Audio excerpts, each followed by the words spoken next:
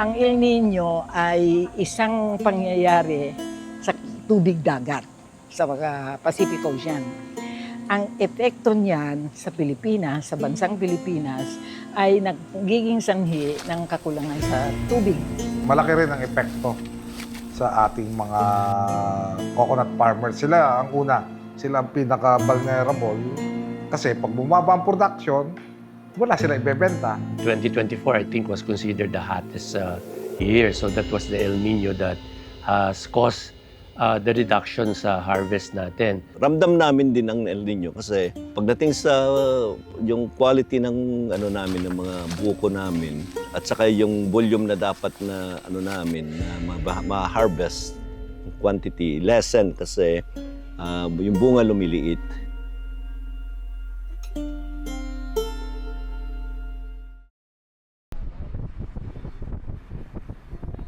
Isa ang Quezon sa mga lalawigang kilala sa produksyon ng niyog sa Pilipinas. Sa maraming komunidad dito, ang niyog ang pangunahing pinagkukunan ng kabuhayan ng mga magsasaka sa loob ng maraming henerasyon. Ngunit sa mga nakalipas na taon, mas madalas nang maranasan ng matinding init, mas mahabang panahon ng tagtuyot at mas mabago-bagong klima. Mga pagbabagong unti-unting nakakaapekto sa isa sa pinakamahalagang industriya ng lalawigan.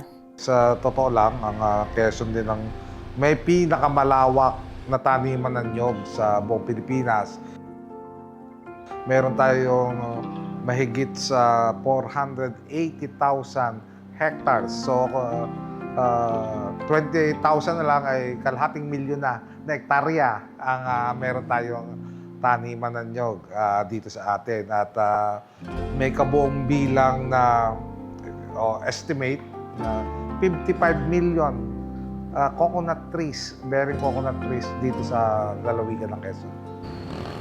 Ang industriya ng niyog sa Pilipinas ay isa pa rin sa pinakamalaking agricultural commodity industry sa buong bansa. In fact, in 2025, the industry ay nakapaglikom ng $4 billion for the economy, and that's a record. Sa likod ng bawat ektarya ng taniman ay mga pamilyang umaasa sa bawat anihan. Kapag bumaba ang ani, hindi lang produksyon ang naapektuhan. Kasama rito ang kita, ang pang-araw-araw na gastusin at ang kinabukasan ng mga magkasakang ang buhay ay nakasalalay sa kanilang mga tanim. Isa si Floro sa mga nakaranas ng pababagong ito. Ako si Flor Catanyag dito sa Tayabas City, Quezon. At ako'y nagsimula bilang isang coconut at saka farmer noong nagsimula 2016. Ito ang ng kakao. Okay? Tapos yung nyug naman, mga dire-diretso yung nyug yan. Tapos yung pagitan, kaya tinatawag natin na intercrop kasi nasa pagitan ng mga nyug. Ganon. Ang distancing ng itong mga nyug ay 10 meters. Pagkatapos ito naman mga kakao ay 3 meters, 3 by 3 meters. Ganon. Yun ang kagandahan pati na may nyug.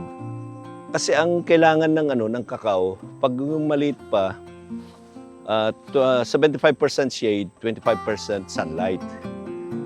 Pag naging 1 year, 2 years na, baliktad na. Kailangan niya ng 75% na sunlight, 25% na shade. Kaya yung coconut mo, ang pinaka-shade mo. Ganyan. Yun ang purpose ng intercrop na. Yan ang pinaka-ano mo, yan ang pinaka-shade mo. Ang protection namin dito, ngayong ng El Nino, napansin nyo na matataas ang damo. Ngayon, ang purpose nun ay para yung pagdating ng evaporation ng tubig, mas slower kasi may cover ka eh. Yan, may ground cover ka. Pag wala itong ground cover, makita mo yung lupa bitak-bitak. Ganun. Ngayon, ang namin sa coconut din naman, nagmamulch kami. Ganyan. Yun ang pinakaano namin ng mulching. Paikot doon sa nyog, yung mga natanggal na palapa, yun, nilalagay namin sa palibot ng aming mga nyog. Ang purpose dito, kasi yun, hindi namin tinatanggal. Kasi ito naman ang pinakamulching namin sa cacao. At the same time to, habang nadidecompose, nagiging fertilizer.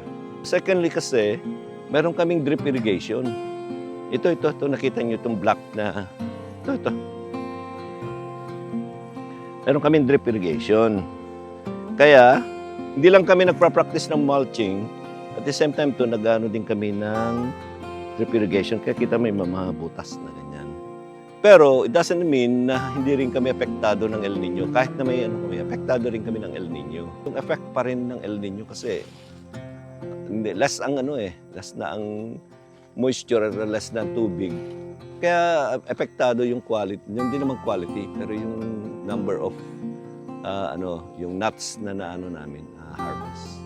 Pero dito, ang kagandahan kasi namin, meron kaming drip irrigation. Kaya whole year round kami nag-harvest.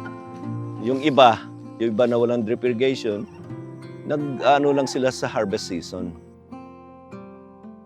Hindi madaling harapin ang mga hamong dala na nagbabagong klima.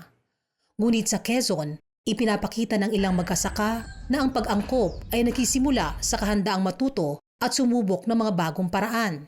Sa tulong ng siyensya, suporta mula sa mga institusyon at mga hakbang na isinasabuhay mismo sa kanilang mga bukirin, unti-unting nabubuo ang mas matatag na kinabukasan para sa industriya ng niyog. Dahil sa huli, ang tunay na lakas sa industriya ay hindi lamang nasusukat sa dami ng ani, kundi sa katatagan ng mga taong patuloy na nagtatanim, umaasa at umaangkop sa kabila ng nagbabagong panahon. Alam mo, mas delikado kasi yun lalong-lalo na sa sector ng agriculture. Kasi halimbawa, sa photosynthetic activity, active yung mga halaman natin kapag mas mainit yung temperatura. Mas mainit yung temperatura ngayon sa umaga, sa daytime temperature. Eventually, sasabihin ng mga halaman, magpapahinga ako sa gabi kasi mas malamig na yung temperatura. So, ang mangyayari sa mga halaman, magpapahinga sila. Pero kapag mas mainit na, halimbawa sa gabi, pumapantay na, so, na-stress yung mga halaman. So, nagkakaroon ka ng vegetation stress. So, ang nangyayari doon ay bumababa ngayon yung photosynthesis, so yung agricultural production natin na apektuhan. Kaya mas bumababa yung yield natin. Kasi na-stress din yung mga halaman. Hindi lang tayo yung na-stress, hindi lang mga hayop, hindi lang mga tao, pati mga halaman na-stress dahil nga doon sa pagbabago ng temperatura. Ang style ng management namin dito, yung proactive kami. Yon. Ibig sabihin nun, alam namin na darating ang El Nino. Kaya sabi namin, nag-uusap-usap kami sa mga staff, yung mga tao dito, ay anong gagawin natin para ma-prevent, hindi mo naman ma-prevent, pero ma-minimize mo yung effect. Yun, pinag-usapan namin na mag-mulching. Ang kagandahan ng naman ng PCA, sa amin ay nagbibigay sila ng mga interventions, inputs, gaya ng salt, mga pataba, mga ganyan. Ina-apply namin kaagad. I called yung ating mga field officers or provincial managers and then sabi ko, on your own, hindi kami pwede dito sa region na magbaksak sa inyo ng blanket, sabihin natin instruction, kasi iba-ibang sitwasyon sa kada probinsya. So, but iisa yung ating goal to mitigate the impact of El Nino. So, maggawa kayo ng isang workshop, mag-invite kayo ng expert kasi hindi pwede namang puro assumption lang tayo. We want to acknowledge na hindi tayo ang expert diyan. While we have the fundamentals about agriculture, but iba ito El Nino ito, we did yung expert. Talagang there's life in coconut. And at nakikita na naman natin, with all this project, ito na yung renaissance ng coconut. Pagbabalik ang golden days niya dahil paunlarin mo ito, siguradong hindi lang uunlad yung farmer, uunlad yung bansa.